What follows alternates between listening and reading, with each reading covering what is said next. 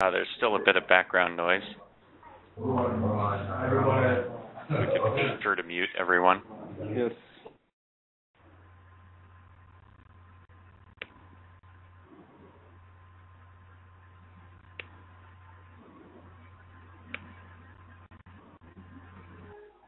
Right.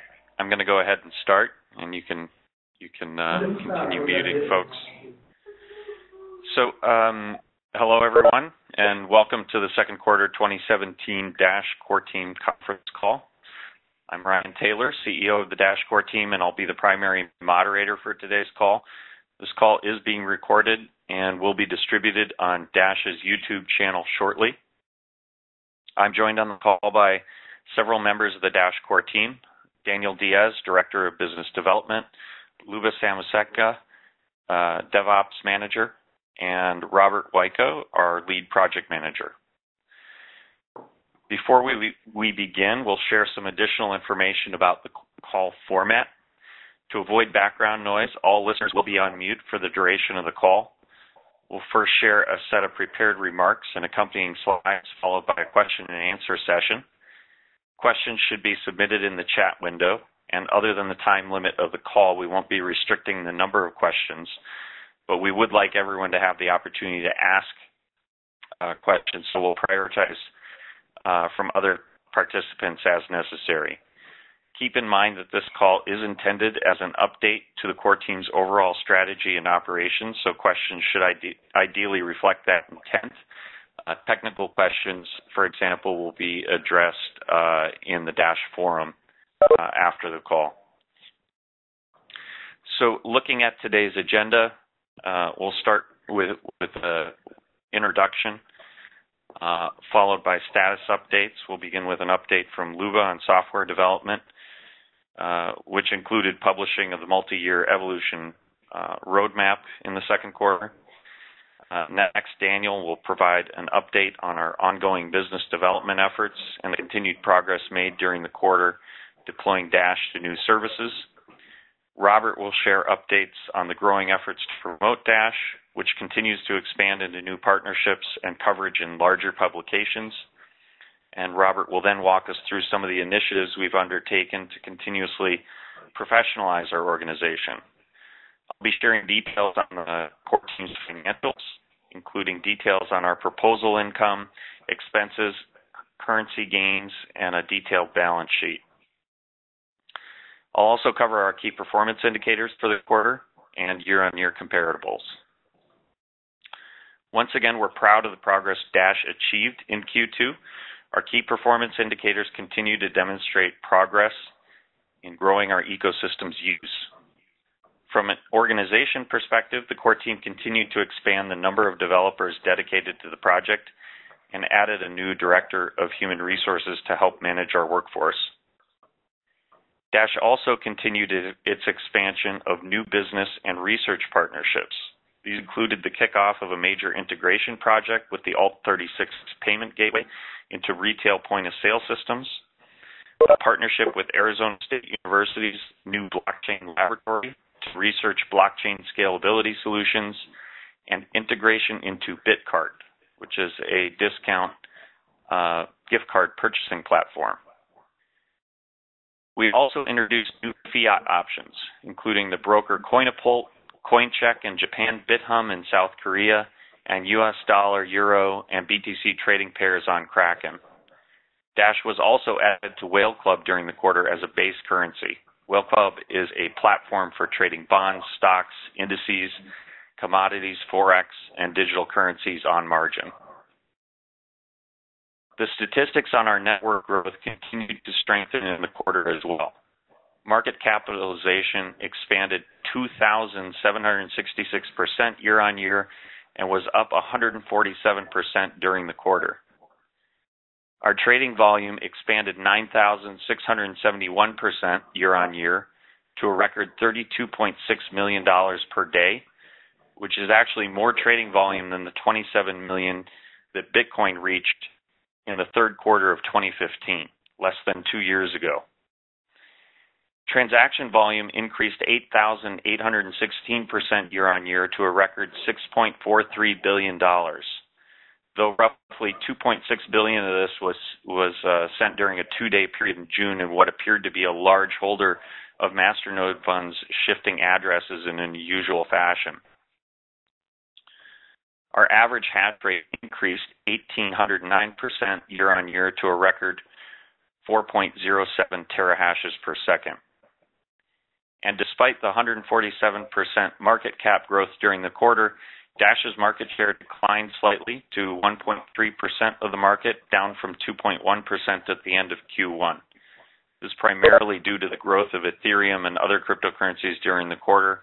Ethereum, for example, expanded from $4.5 billion US to about $27.1 billion during Q2. Later in the call, Daniel will also be providing additional information about our partnership with BlockCypher. We're running a joint business development effort with them that is leading to expansion beyond traditional existing cryptocurrency businesses into healthcare, IT, and banking industries.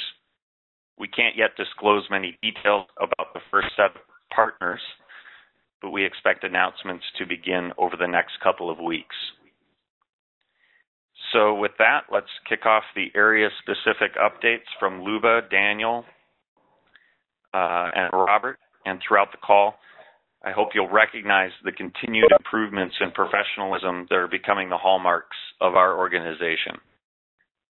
I'll now turn the call over to Luba for software development. Thank you, Ryan. Hi, guys. My name is Luba, and actually I'm a project manager of Evolution. And I would like to share with you main achievements of Q2 and primary Q3 goals in software development area. First of all, let's talk about Dash core development. The efforts of the team were aimed at delivering and implementing of 0.12.2 version, and we continue to work on it in the third quarter of this year. The most significant updates in 12.2 release are increasing of block size limit to 2 megabytes and 10 times reducing of the minimal transaction fee. Also, some stability and performance improvements are included. We are going to deliver 12.2 version in September. Then we will provide our customers 2 months to make a software update, and then new block size limits will be activated. It will happen in November. The second project we are focused on is a multi-platform CoPay wallet. CoPay will be delivered as Android and iOS application from extension and desktop application for Windows, Mac, and Linux platforms. It will support basic Dash transactions and InstaSend function.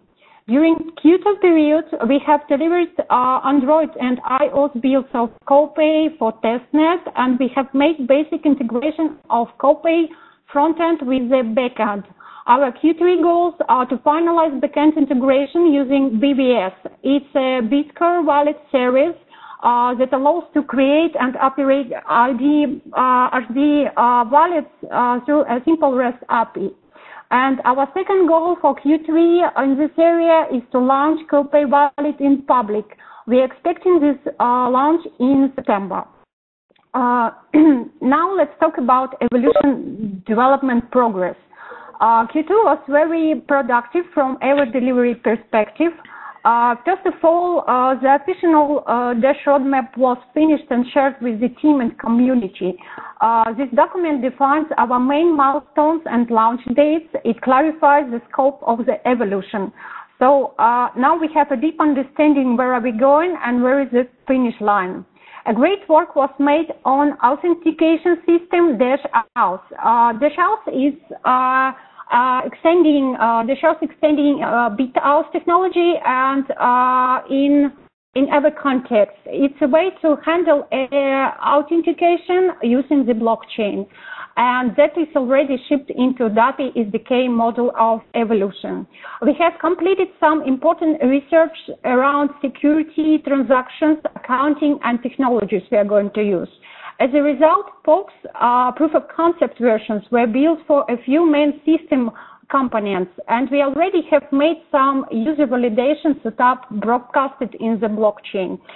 Dash drive data flow design was created and dash drive proof of concept version was delivered. Our front team started work on UX flow, and we got the first version of user account and onboarding flows. The research around UI platform was completed and platform selection was done. Our next internal milestone for backend team is the DAPI alpha release on testnet. It will happen in August. Alpha version contains user account setup, P2P networking, including seeding process creation. Else it contains query development and a lot of research. Front-end team is going to focus on implementation of account management features and functionality. Well, it's all about evolution, and at the end of my speech, I would like to add a few words about our delivery process improvement goals for Q3. First of all, we would like to implement a new DevOps workflow with automated continuous integration and deployment. We are going to make development more transparent for our stakeholders and community, and we are planning to continue our internal processes improvement and optimization. I'm really happy with the work made by Dash development team in Q2, and I think we are on the right direction. That's it, guys. Thanks for attention, and now Daniel will tell you more about business development. And if you have any questions, welcome to Q&A session. Daniel? Hello. Yeah. Thank you, Luba. Okay. Hi, guys. As Ryan was mentioning at the beginning, there were a number of important integrations that happened during Q2, including Kraken, Whale Club, Bitpanda, even some that are not listed here because we had no more space on the slide. But if you see, we're having a lot of progress quarter on quarter and year on year in terms of new services and integrations that are happening within Dash. Now, I think that you already know which has been the services that have been added during the Q2 period. But most important is for you to know where our focus is, which is in two areas. One is a chronic issue which we need to continuously improve on, which is ramps and accessibility to the currency. We are aware that this is something that we continuously need to improve and that we are not yet where we would like to be. But having said this, we have definitely had some important progress bringing in more fiat ramps and facilitating access to currencies through services like Coinapult and Crypto Capital that I've seen some users take advantage of, services like Kraken, CoinCheck in Japan, and others.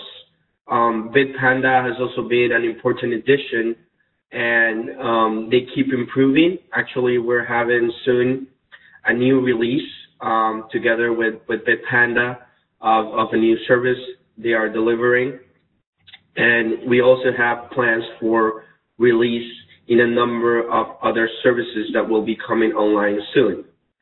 Now, having said this, one question that we get very often and trying to discuss about our Q3 plans and goals is what's going to happen with new major exchanges and major platforms. And the question is, or the answer is, sorry, we're definitely having conversations with most major platforms. Just like the community, we see the importance of going into some of the platforms that are missing in Western exchanges and some additional exchanges in emerging markets like Japan, India, and I wouldn't say China is an emerging market, but for cryptocurrency, but China where we're missing some platforms, right? So we clearly do identify these areas for improvement. And the answer is we do have conversations going with most platforms. And one thing I can say is that the willingness to add Dash is there now. And things have shifted a lot this year in terms of what are the obstacles that we are facing. We are no longer being ignored by platforms, and we are no longer facing an issue where there's unwillingness on the part of some of these brokers and exchanges to add Dash. To the contrary, conversations today are positive and more focused on, let's say, overcoming obstacles to be added, like, for example, regulatory clarity in some emerging markets like Japan is something that we're working on right now together with new exchange partners that are looking into Dash. They want to clarify whether Bitcoin regulation there extends to Dash. As you know, Bitcoin has been made legal in Japan, but there needs to be some clarity for other blockchains that use the same technology. So we're working on that at the moment, and we do have open conversations with the main services there, right? We also have open conversations with the largest U.S. brokers, and the reception there has been positive too. They have some priorities to work on during Q3 that they mentioned, and we're going to go back to discussing Dash and Dash integration in Q4, but it's very positive right now. Now, you would notice that I'm trying to avoid mentioning specific names when discussing these exchanges. This is because we have open conversations with them that would jeopardize the negotiation process if we start publicly disclosing conversations without their consent. And this is one of the obstacles we always face in business development. Okay? So in terms of Q3 plans and goals, we're focusing on end user applications, and that's very important. As Ryan mentioned, we're going to soon be announcing the details on a business development program we have been running with BlockCypher. So as you may know, BlockCypher is a major blockchain web services provider, and their main benefit to their clients is that they provide a set of APIs that allows companies in other industries to integrate with blockchain technology. So that's very attractive, not for ramps and startups that are already within blockchain, but for other industries that now want to take advantage of blockchain payments or other blockchain features. So in that sense, we right now have already signed partners in healthcare, in payments, in IT, and are working on new partnerships that relate to energy and other industries. And the good thing about this is that we're looking for adoption outside of only the blockchain industry itself, and not only for brokers and exchanges that provide access to the network, but for end user applications. We expect to be doing a press release with some details of the partners that are on board in this program in about 2 weeks from now. So expect to receive a lot of detail on this pretty soon. Now, the important thing is that with BlockCypher, we are in a privileged position because they are entertaining a lot of these opportunities with companies in industries. And with this joint program, Dash is being prioritized when its features are best for these applications. And that's been when you have micropayments or you need low fees, fast transactions, Dash is being prioritized over other blockchains they support. So that's going very well. Also, we have a focus on emerging markets. There are open conversations with major exchanges in Japan. We have been speaking with exchanges in India. And about China, we are definitely now making a lot of progress. You saw recently Bitmain's release. Of course, we were aware of the Bitmain release that was upcoming. Our Chinese ambassadors did a presentation for Bitmain a couple of weeks ago. We are partnering with BitCon in China to provide better information and to work with them in developing the market. And we will be in Beijing pretty soon in the fall for I think it's the biggest conference in China in a while. And we feel that for China, it's important to show up and be face-to-face with the different exchange operators and miners. And this is very, very important for China to show up. And I think we're expecting a lot of results from those face-to-face meetings. And finally, on the project management area, we're working with Robert and our project management team to establish specific processes for integration. We're right now looking to establish an integration section or integration department that, from a technical perspective, wouldn't have responsibility over the development roadmap, but only to work on integrations with partners inside, APIs, so on and so forth. So this is something that we're working on, and we're really excited for this quarter. In general terms, I think we've made a lot of progress. I think you need to be patient in terms of exchange platforms that we feel Dash should already be on. I can tell you that these platforms are very favorable to Dash, but they make decisions at their own pace and for their own reasons. So yeah, I think this next quarter is going to be great. Back to you, Ryan. All right, thanks, Daniel. Robert, you want to take us through marketing and communications as well as the project organization sections? Yes, absolutely. Thank you, Ryan. So hello, everyone. My name is Robert Więcko. I'm a project manager of Dash, and we'll go through marketing, communication, and then project organization topics. So during the second quarter of 2017, our social media channels were handled by Philip Engelhorn and his team, together with the website and wiki pages, and they have published literally hundreds of updates and new articles there. The website is now multi-language, so major languages are available for our users, thanks to the work of those guys. During the Q2, we have been participating in many conferences around the world. Among the most important, I would count New York Consensus, where the most of the core team were present and helped Ryan Taylor doing his speeches, and we have advertised Dash to many businesses being there. Daniel was in San Francisco on Blockchain 360 conference, and also Fernando gave his presentation on Quarks. Those are just three of many events we have participated during the quarter. Of course, we've been doing a lot of PR activities during the quarter. Dash has been mentioned more than 4,000 times in different media, on YouTube, on portals, also radio channels. And what is very important to underline, that we have appeared in mainstream media.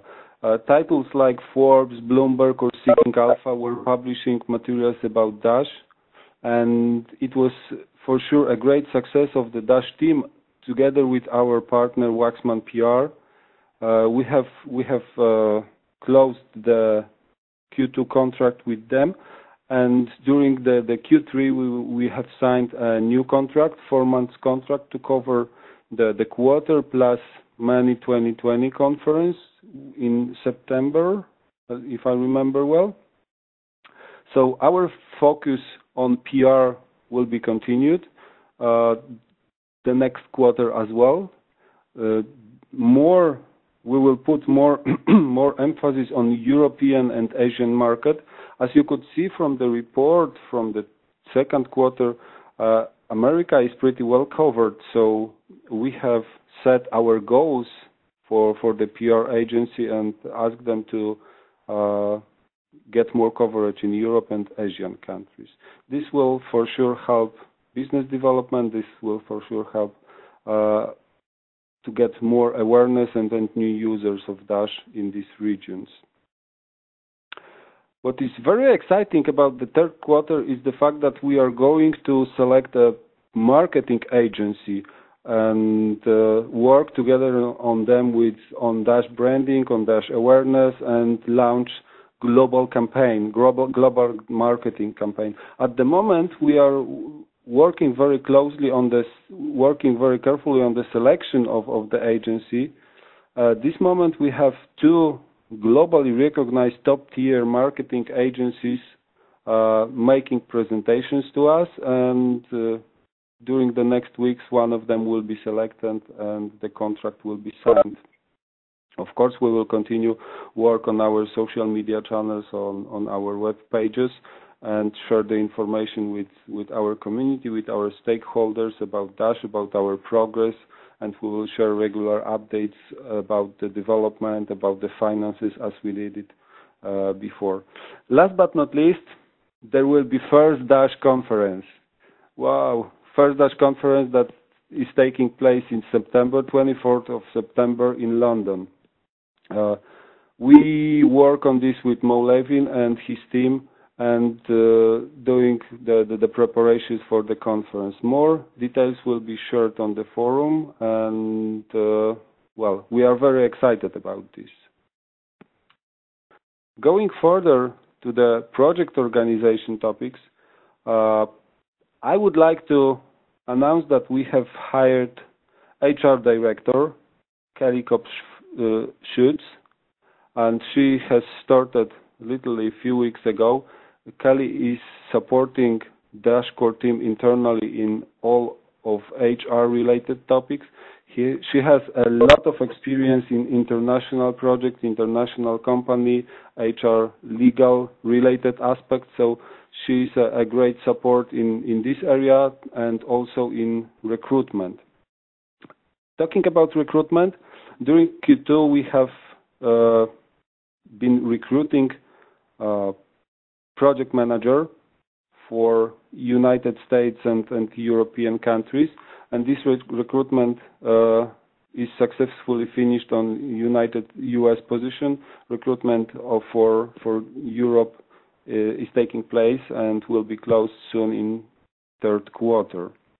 We have hired also 6 new developers and onboarded them during Q2. And also been working as a team of project managers and all of the supporting functions to support our organization overall. We have launched an internal initiative to give our employees and contractors a service desk.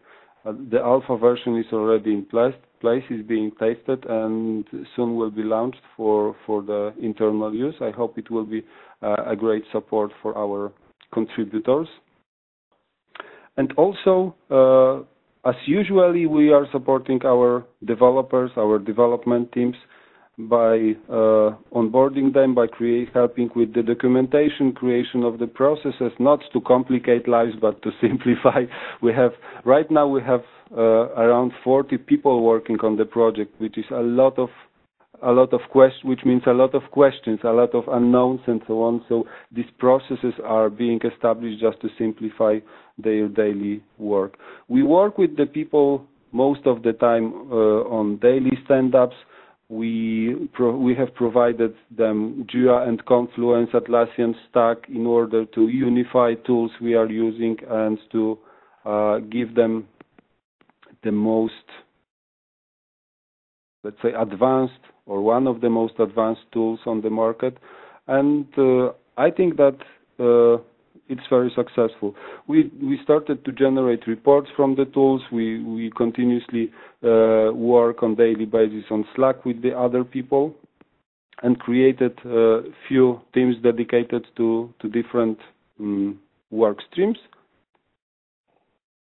and continue this work and continue support during the Q3. Last but not least, we have been working on new legal entities for our organization. External lawyers have done research on the establishment of physical offices or physical locations of the Dash core team in order to establish a structure, reliable structure, and also protect intellectual property of the Dash core network. We'll be working further on these activities during Q3. We are going to establish a trust in Switzerland to protect intellectual property and operational company in the United States. We are going to work with professional employment organizations in order to give our contributors, our contractors, an option for normal, regular employment, and also we will continue work on the physical locations. I think more about this will be shared by Ryan in his summary. So going further, we are going to support evolution development team by coordination, by better setup of the tools. For example, we have just established a portfolio review process which gives an overview, high-level overview of the status of development overall, and it will be a tool to also share an information with major stakeholders and community. I hope the results of this initiative will be visible soon. I hope during the vacation. We'll continue work on the processes and delivery methodology. Our project management framework is being simplified for internal purposes, and we are going to establish clear goals and milestones for every project and every activity we have to make it measurable, to make it clearly visible to our stakeholders. Also, what are we going to do together with Luba and her teams is to create a professional documentation for our projects. We can see that in some areas we are lacking the documentation. We are experiencing many issues working with external vendors that are not providing the documentation. So this area needs to be clearly improved, and professional documentation is something that for sure needs to be created very soon in order to make sure that our developers have common understanding on what they are working on, and the external vendors are providing clear information of what is being achieved. We will continue the recruitment process on, as mentioned before, on the project manager position. The US project manager position has been just fulfilled, and the person will support Luba in evolution development and also hopefully in other areas. However, evolution is the most critical and important project in the area, so this is the major area of responsibility. We are going also to hire a DevOps engineer to support the core development team and evolution development team, most of the time in infrastructure related tasks, but also some development and support related issues. Backend developer, a new backend developer is going to be hired to support Alex Werner and his team in the development activities. And also, as mentioned previously, we were working on service desk. This work will be continued. The service desk will be released for internal use. Probably there will be some necessary improvements being made, and we are going also to create a support team that will be responding to tickets submitted by the system. That's basically it. Thank you very much. Ryan, I hand it over to you. All right. Thank you, Robert. So at this point, I'll walk you through some of our key performance indicators from this quarter, as well as our latest financial statements. If you'll flip to the next slide. All right, so in terms of Dash's financial KPIs, Dash's market cap continued to grow rapidly in Q2. There were 7.4 million coins at the end of Q2, which was up 12.8% from the previous year. Our price was up 141% from the previous quarter, finishing the quarter at $179.53. Dash's market cap increased 147% quarter on quarter and 2,766% year on year. We exited the quarter claiming 1.33% of the digital currency market space, which was a decrease from record 2.08% the previous quarter. Daily price volatility decreased to 6.2% on a daily basis, though it remained elevated compared to historical figures. We've seen a great deal of price volatility throughout the year so far, but it does seem to be dampening. Exchange traded volume continued growing for the sixth consecutive quarter to a new record of more than $32 million per trading day, which was up 143% over the previous quarter and 9,671% year on year. Despite a record number of transactions, transaction fees did drop during the quarter in terms of Dash. This is because we lowered the network fees in Dash partway through Q1, so Q2 saw the first full quarter of that effect. We're also breaking fresh records across a number of other KPIs. If you could flip to the next slide. So records in active addresses per day, the number of transactions per day, active nodes, excluding master nodes that we see on the network, transaction volume, network hash rate, and social media metrics all hit fresh records. As you can see in the graphical representation of our KPIs on the next slide, there's a strong relationship between our network's usage and financial performance, and we continue to focus on useful services in order to drive volumes, network fees, and masternode ROI that really helps drive all of those metrics. And so moving on from our financials, starting with the income statement, note that we conduct all of our accounting in US dollars to provide a stable picture of our financials. The core team received a total of nearly $1.2 million in payments from Dash's proposal system during the second quarter. Although expenses exceeded $1 million, we benefited from Dash's valuation increase during the quarter, which bolstered our income by an additional $1.5 million as the value of our balance sheet grew due to the price increase. We've also experienced some minor trading fees or losses during the transactions that we made in the course of paying some vendor payments in Bitcoin. And as with past financial statements, you'll notice uncategorized income and uncategorized expense rows on the income statement. Because our accounting package can't support currency conversions other than those involving the US dollar, this workaround was needed to facilitate any conversions of Dash to Bitcoin.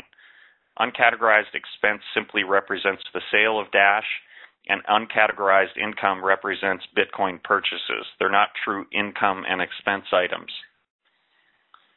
Excluding currency gains, the Dash core team accumulated approximately $155,000 in reserves during the quarter, primarily due to our intended growth of our core team salaries reserves, which is needed to ensure adequate exchange rate buffers for our newly expanded team.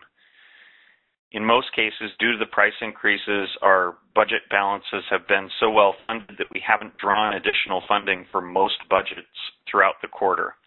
And I'll comment more on that in the next slide. Our largest expense line item during the quarter was for labor. If you could go back to the previous slide, Robert. Still on. Thank you. Our largest expense line item during the quarter was for labor, which consists of all of the resources working on the project, the largest component of which is developers. We significantly expanded the number of full-time resources during the quarter, especially starting May 1st, when the majority of our new development team members started. This line item includes our translators, developers, and administrative staff. The second largest expense during the quarter was promotional. This line item includes mainly business development and conference expenses. Our largest expenses in this category were all aimed at expansion of our ecosystem. These included integration costs for the previously announced integrations and the initial payments to Alt36 for the funds the core team is escrowing for that project. It also included conference expenses for our participation at Blockchain 360, Consensus, and Token Summit conferences during the quarter. Moving to the balance sheet, we saw a significant increase during the quarter. As reported on the income statement, most of the gains were attributable to currency gains. The currency gains were therefore concentrated in budgets that started Q2 with significant reserves or funding proposals slated to pay in the April budget period. The core team salaries budget was the largest beneficiary, which was needed to ensure adequate currency buffer for our expanded team. And starting in March, when the price increases accelerated, we altogether discontinued budget requests for business development, applications, data center, marketing, property lease, legal, and public relations. We'll continue to rely on existing balances for these categories until we reasonably need to replenish our reserves. We now boast a $2.5 million balance sheet with significant buffer against future price movements in all major budget categories. And if I could move on to the summary, the Dash network and the Dash core team are currently positioned extremely well, in my point of view, to continue pursuing our strategy. We have a large and expanding team of professional developers, and we're professionalizing our legal structure, processes, and organization as rapidly as we can. On the business side, our network of partners continues to grow and strengthen, and Dash is becoming the connective tissue between a larger number of partners. Activity is noticeably increasing not only within the cryptocurrency sphere, but into greenfield publicly traded companies we hope to announce soon. As I look forward, we're continuing to professionalize our organization and ready ourselves for the next phase of growth. And after the recent expansion of the development team, we're turning our attention to expanding other areas of the team, including project management, quality assurance, infrastructure, marketing, and business development, all of which are in various stages of expansion. In addition to the organization expansion, we're working on a number of initiatives to continue professionalizing the core team and increase our reach into the market. We are increasing our focus on marketing. We're presently in discussions with 2 global multi-channel marketing firms to choose among them and make a vendor selection in order for them to build a cohesive and flexible marketing strategy across geographies. We're very excited that several top-tier firms with global capabilities are willing to accept Dash as a client. These firms are typically very selective regarding the clients with whom they work, and the fact that we have several options to choose from is very telling of the progress we've made as a project. Secondly, as Robert briefly discussed, we're creating a more robust legal structure that will increase the team's accountability to the network, and it does a better job of protecting the network's assets. Given the importance of this topic, I wanted to expand on precisely what we're creating and the reasons why. And we've been working with lawyers that specialize in establishing global legal structures to develop this structure, one that is expandable as we continue to grow, that can continue to provide new capabilities to the network. And that's already begun using existing legal budgets. So there are several issues with our current structure that required action in order to provide additional protections to masternode owners and to set an example for other entities wishing to serve the Dash network on an ongoing basis. Our new legal structure rolls up to a Swiss trust whose beneficiaries are named as the Dash masternode owners. This means that the Dash core team and all of its assets, including its funds and intellectual property, will now be essentially owned by the masternode owners going forward. In essence, proposals paid to the core team remain in control of the network under this structure. All shares in the core team's operating companies will be issued to the Swiss trust once it is fully established next month. The second major benefit to this structure is that the masternode owners will have new mechanisms for exerting change within the core team besides defunding its activities or funding a competing team. More details on these mechanisms will be released when the restructuring is complete, but essentially we wanted to make sure that the management team members can be forcibly removed by the masternode owners should the need arise, without jeopardizing the entire team. We're making these changes voluntarily to improve the long-term sustainability of our network and increase the accountability of the core team to the network.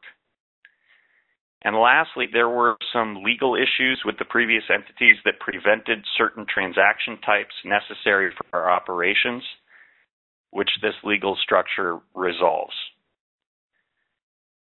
There are immediate benefits we expect from the new legal structure. First, the Swiss Trust can take possession of any legal entity wishing to be effectively owned by the network itself, not just the core team. It could even enter into agreements that allow it to take equity or debt ownership in other entities wishing to receive funding from the network, which means the Dash network is no longer restricted to grants or giveaways and could take positions in the companies it funds if that is part of the benefit of funding an entity. Second, companies wishing to receive funds from the network for integration can, at their option, enter into legally enforceable contracts with entities that represent the interests of the network, such as the core team. If contracts are breached, any damages recovered would be owned by the network itself and could be redeployed for the betterment of the network.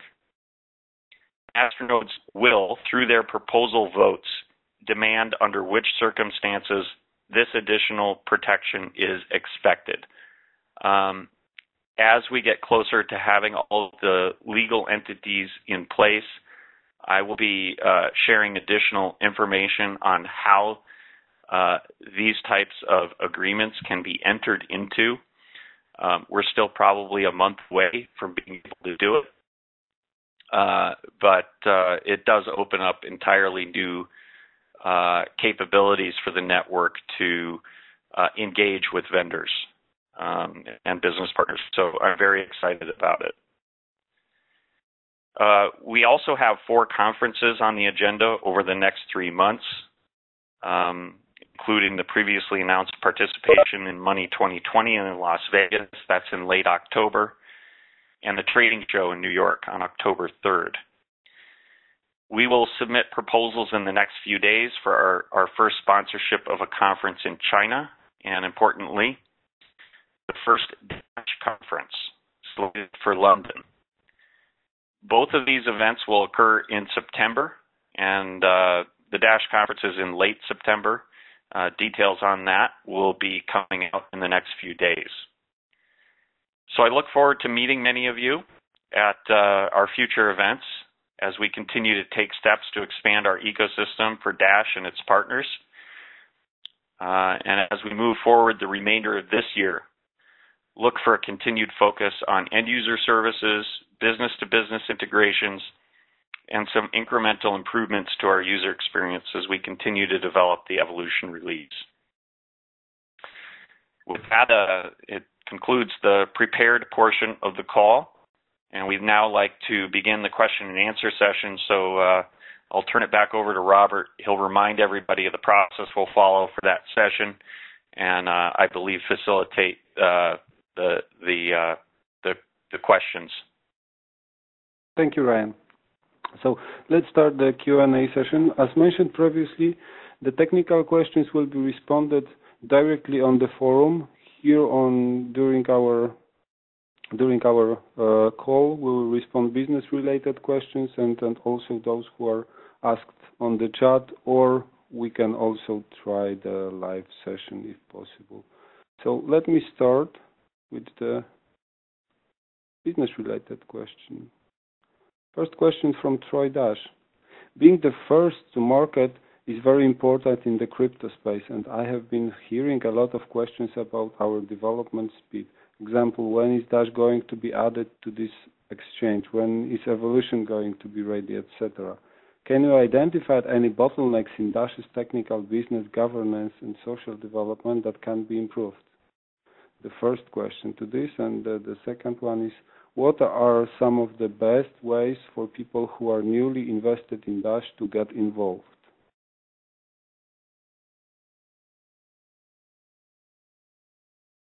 Daniel, let me unmute you. Okay. Okay, thank you, Robert. Okay, I can comment on the first question, just from my perspective. I would say that more than the bottlenecks, there is a natural organic growth path that we're following. So we need to understand that the business process within blockchain is not different from the business process in other industries, and it takes some time. If you look at our progress quarter on quarter and year on year, we are actually moving at a very good pace, right? Now, obviously, we would want to already be in every platform in terms of exchanges and brokers. But more than bottlenecks, I think we're seeing the natural amount of time it takes to establish relationships, work together with the different platforms on removing any obstacles that are identified, whether those obstacles are financial, legal, or technical in nature, and eventually see the release of Dash in those platforms. I think that as a community, what we can do, at least from a business development, is to continue to improve and to promote decentralization, in the sense that as the core team, we need to focus on certain key partners or certain areas that are key to our strategy. But we also welcome help from the community in forming independent teams that promote Dash, go to meetups, create awareness, as those activities will also help in our business development efforts as they make Dash better known by everyone in the industry. And thus, by doing that, you would be indirectly helping the negotiation process that we're moving forward. That would be my recommendation in terms of how can you get involved. Ryan, I'm not sure if you want to comment on this one. Yeah, I would. In terms of the bottlenecks question, I do think that there are bottlenecks, and we will continue to have new bottlenecks crop up as we continue to grow. Right now, I think on the development side, we have most of the resources needed to execute on the next phase of the project. There are probably a couple of gaps that we need to fill in, but are in pretty good shape there, which is the reason why we're starting to focus on some other areas, like expanding the business development team, expanding our infrastructure team, expanding our project management team, all of the support type functions that are required in order to keep the project on track and increase our bandwidth for reaching out to new businesses. Having a new director of HR is going to be a huge help in helping us grow our onboarding capabilities and capacity for bringing new people on, as well as making sure they're brought on in the right fashion, that we're complying with local laws and protecting our protecting the network from potential issues due to employment. So we are addressing bottlenecks as we see them. Of course, as we continue to grow, new bottlenecks will crop up, and we will deal with those at the appropriate time. I don't anticipate that this is an issue that will go away given our rapid growth rate. But I think the team is doing a better job today addressing those bottlenecks than, say, 5 months ago, when we were first undergoing this wave of change that occurred really in Q1. It is extremely difficult to manage this rate of growth, and I think that the stress levels reached their highest point in probably the March, April, May time period, and now we seem to be getting our arms around it a bit better. and actually taking on projects in new areas like, doing a marketing search at this point and so on. So yes, there are bottlenecks. We're constantly identifying them and trying to address them as quickly as we can.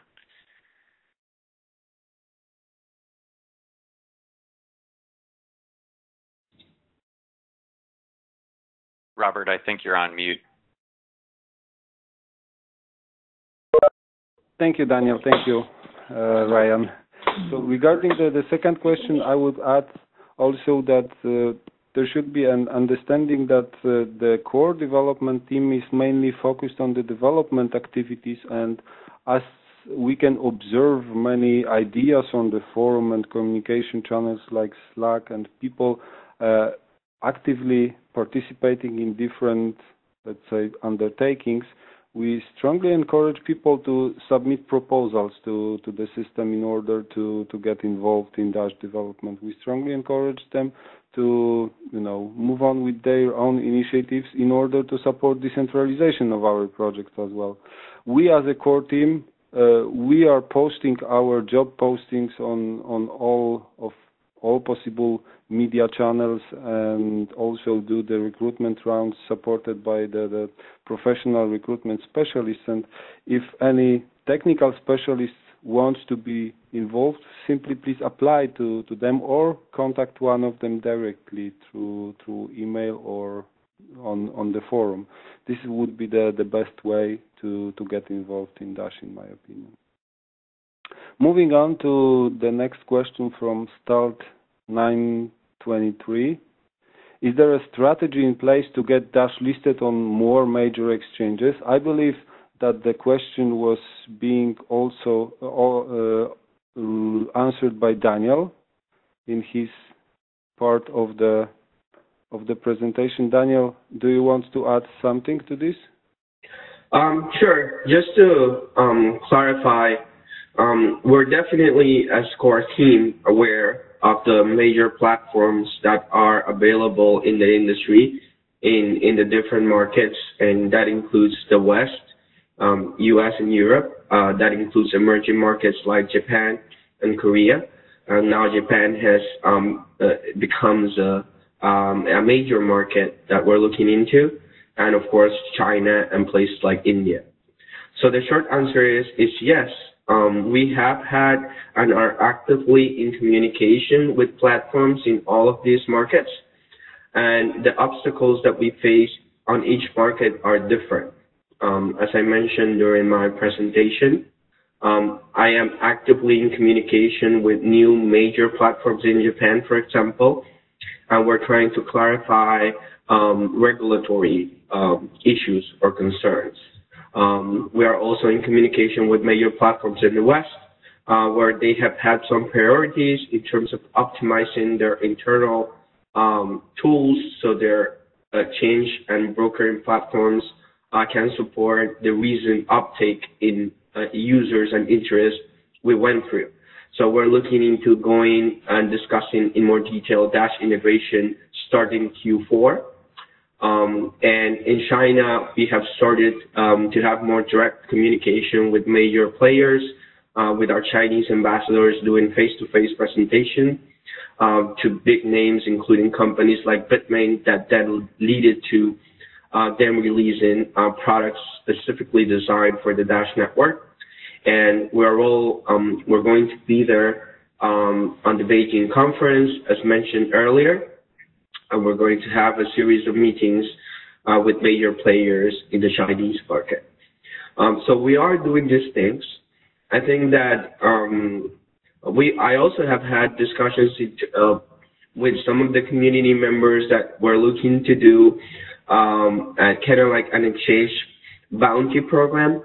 And we have been discussing the nuances of how that could be helpful or not, and how can the community be more involved. That's an ongoing conversation. So like Robert mentioned, I think that from a community perspective, letting all of these platforms know that you're interested in Dash being added, if you're a user of the platforms, could help, as that would validate the fact that there's demand from the market. As a team, of course, we are aware and making efforts to get Dash integrated, but it comes down to the process of building relationships, removing obstacles like technical compliance or financial obstacles in the process of integrating and seeing them happen over time. One thing I can say for sure is that the market perception has shifted already.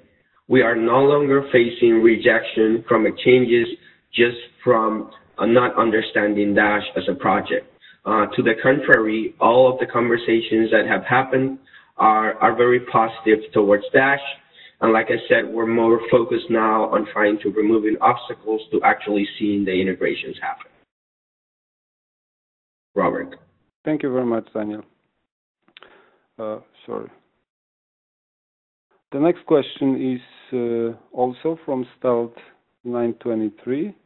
When can the Dash core team provide additional communication support to the community? I can address this one. We do try to be as transparent as possible about what we're working on. I think this question is unfortunately a little bit vague as to what specifically they're referring to. If they're referring to communication about how the community can help, or if they're referring to a request to receive more communication or different communication from the core team. I think it's very unclear. If he's on the call, maybe he could clarify in the window. What I can tell you is we're very transparent about our financials, the projects that we're working on. As you know, we have prolific press releases on almost a weekly basis on various partnerships that we're signing, so the community finds out about them as soon as we're able to release the information. We've got very active social media channels, including a very active Twitter account that we attempt to keep everyone up to date on news as it's happening. So we have a lot of different ways the community can receive information, including monthly reports in between these quarterly ones that are in print format, these Q&A sessions that we hold on a quarterly basis, as well as media appearances in podcasts and so on. So we spend a lot of time trying to provide transparency to the network. There isn't news every day that we can share, but as news becomes available, we are sharing it. So, if there are specific requests or things that people have, we're willing to consider them.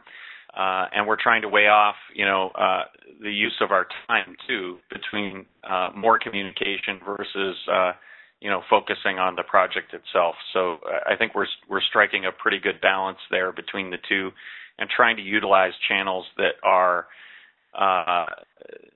one-on-one communication doesn't work very well when you're at the scale that Dash has managed to achieve. So we're trying to do more of these types of communications where it's one to many, and we can communicate a lot of information to a lot of people very quickly. So, certainly welcome feedback on how we're doing on that front. Thank you very much, Brian. The last question on the list is from Ewok. Given BitMine entering the Dash ASIC space, does this open any doors in China? Have you reached out to them? So I guess it's also being answered by Daniel during the previous. Yes. So the first thing you need to be aware is we did a formal face-to-face presentation to BitMine from our Chinese ambassadors, Alexei and Raiko, in the past few weeks. And we were aware of the process leading to BitMine's releasing Dash ASICs, right? So the short answer is yes, this does open new doors, and we are aware. And as part of our efforts, we're going to Beijing, and we're going to be in the Bitcoin and blockchain conference over there. And we have a number of meetings lined up with the major players in the Chinese market. And we are hoping that this effort leads to more new integrations in China and better understanding of our project and its features and benefits over there. I do feel that it's very important, especially in the Chinese market, to show up face to face. And I'm excited about the results that's going to have in our market penetration in China. I think that answers the question. Thank you very much, Daniel. So there is some clarification to the to the communication question on the chat. Our user code Codablog clarifies a little bit. Can we cover the question from Emily K? I think other folks should probably hear that one. Which question? Emily K asked, will the Dash core team propose to lower the core developer Dash payment as the value of Dash increases in relation to USD? And the answer to that question is all contracts are signed in US dollars, so there's no reason to change the payment structure. Contractors are simply being paid at a calculated exchange rate on a monthly basis. So we aren't, as Dash grows, we aren't necessarily spending more on developers. We're very mindful to use our resources wisely and efficiently, and that means as the value of Dash increases, the relative amount of Dash required in order to support those functions decreases, and it allows us to do more with those funds. Thank you. So moving forward with the communication question, Codablog is asking, I'm not the one who asked the original communication question, but I remember people asking about the evolution code being private and all project management being private. Maybe he meant this. If not, my question would be, when and how is evolution development going to be completely open source? So maybe I could try to answer this from project management perspective. So development as such is not open source. The code will be open sourced as soon as the product will be released. So the evolution code design and architecture is our intellectual property and the only advantage we have over our competitors. So as long as the product is not finished, the code will remain in private repositories of our developers and the Dash core team. And when the product is finished and launched publicly, the code will be also released to the public repositories. Project management being open source, I think that, or remaining private, I think that our monthly reports should not be considered private. We are sharing an information about the development progress, and also our quarterly calls having a summary of evolution development part and other project work streams. So I would consider that this part is being covered pretty well. If there are any additional areas to be covered during in our reports or during our quarterly calls, please contact me and I will organize it and include it in the communication channels. Yeah, I would just like to comment on that very quickly, and just to be very, very clear that they would never ever be a Dash client release that is not open source, right? Any Dash product out there is released open source under the MIT license, right? It's just that process of design and development of pre-released product that happens within the development team. But things will be, of course, made available to the public as soon as possible. And there will always be fully open source MIT licensed products coming out from Dash once they are ready. Thank you, Daniel. I'd like to expand just a bit on both your answers. We will, of course, open source prior to production, going live in production with these products, you do need to provide adequate time for the market to digest the code and review it and have the opportunity to feel like it's safe to use. We can't release it and expect people to download it the next minute. So we will be mindful of balancing the benefits of keeping it in a private repository versus the benefit of open sourcing it earlier in order to allow that review to take place for the bug bounty program, to allow people to identify issues before it goes into production and things of that nature. It's a very, very difficult balancing act to get right, but we'll be mindful of both of those needs. The other component that I think plays into this that hasn't been talked about is the need to protect our intellectual property. In the world of other projects, there are companies that are patenting aspects of the code in a traditional fashion and claiming that they will use those patents only defensively. This is a very dangerous approach, in our opinion, because if that company were to go bankrupt, those patents were to be acquired by patent trolls.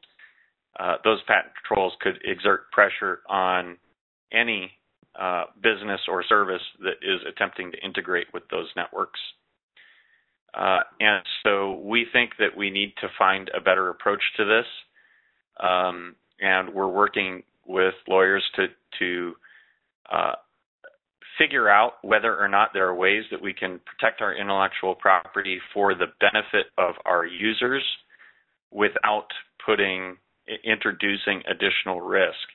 And there are some new patent types that are apparently in the marketplace. I don't know.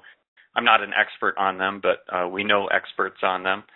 An example is Tesla, who has introduced patents that intentionally open a license for widespread use as part of the patent itself. There's also the ability to enter into patent consortiums or assign your patent to a entity that is nonprofit and intended to maintain those as open source.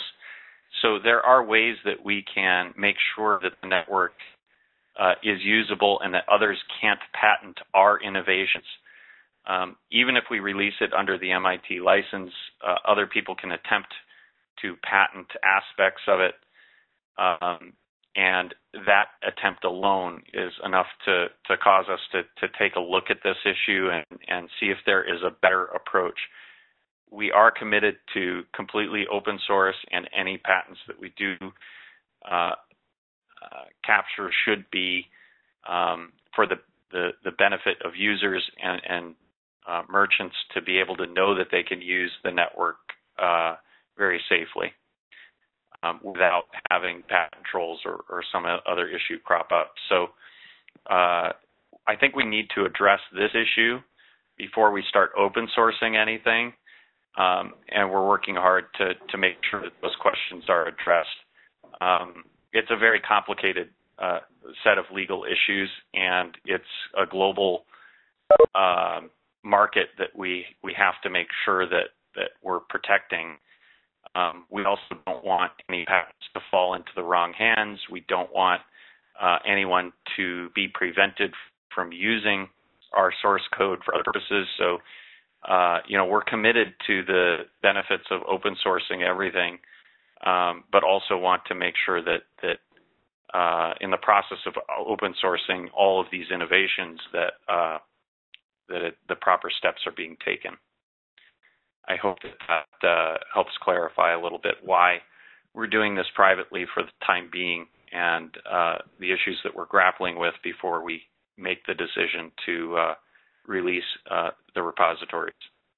Okay, thank you very much, Ryan. Very briefly, 3 last questions. Is there any plans to reduce the proposal fees?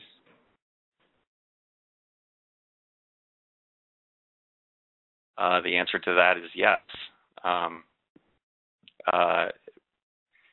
As our price continues to increase, we are having to readdress this issue. And we plan to address it again shortly. Okay, thank you, Ryan. So there is some clarification regarding the communication question. I think the additional communication question also referred to just having a spokesperson present in the Slack and Reddit channels who can relay any critical questions or inquiries direct to the core team and still act as a filter. At this point, the core team presence in these channels is not that great. It's from Pirate AC3.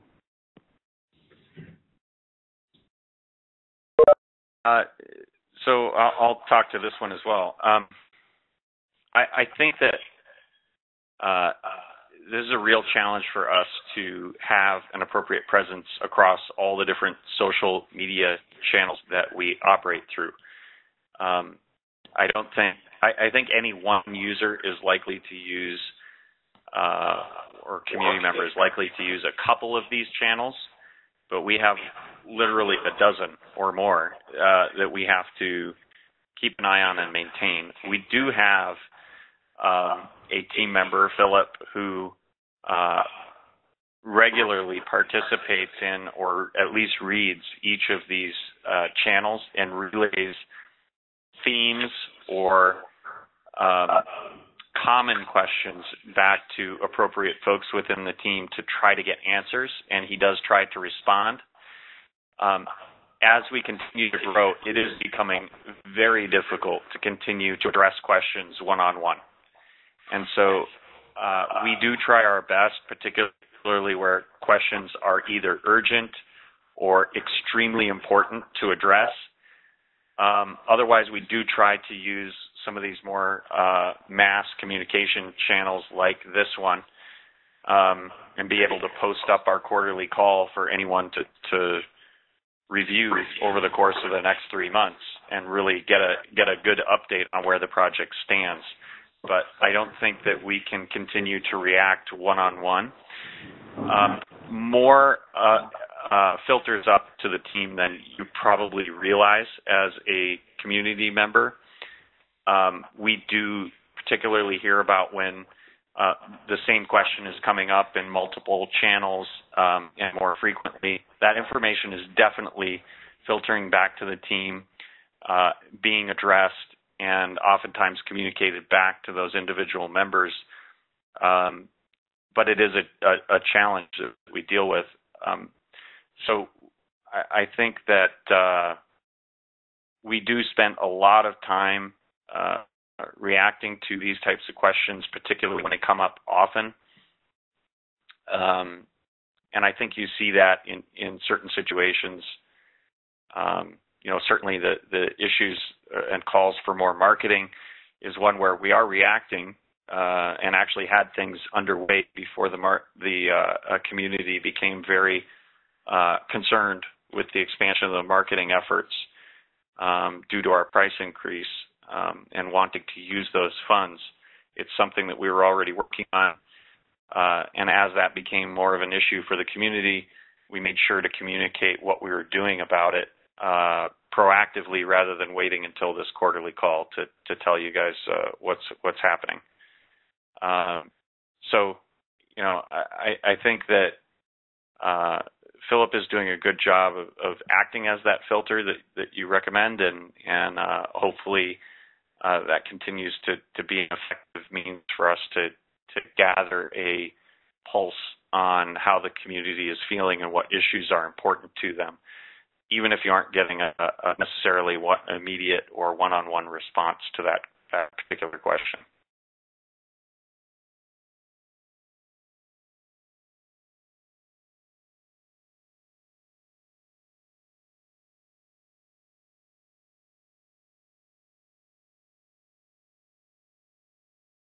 Robert? Are you there? Sorry, Robert, are you there? Yes, I'm here. Sorry, thanks. So last question from the chat. As As more Dash code such as Evolution is released, will Dash core team be creating a Stack Exchange site? I think this would be beneficial to persons who are interested in expanding the Dash ecosystem and building products for Dash. Of course, for the first while, this will require a lot of active support until the community is able to manage the stack on its own.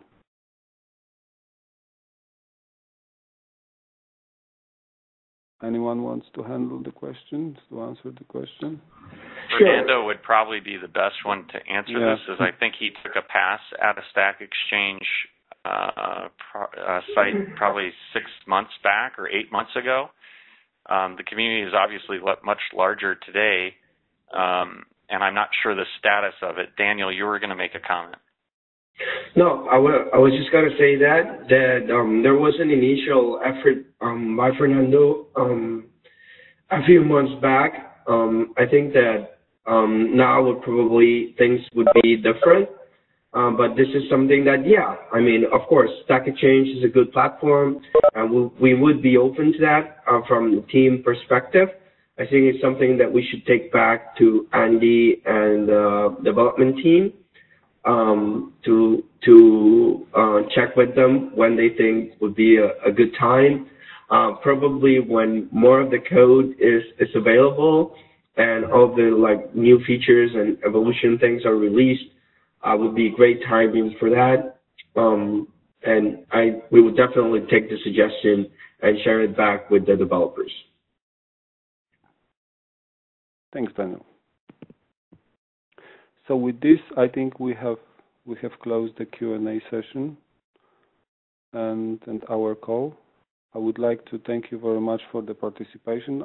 Thank you very much to the speakers for their parts and answers to the questions.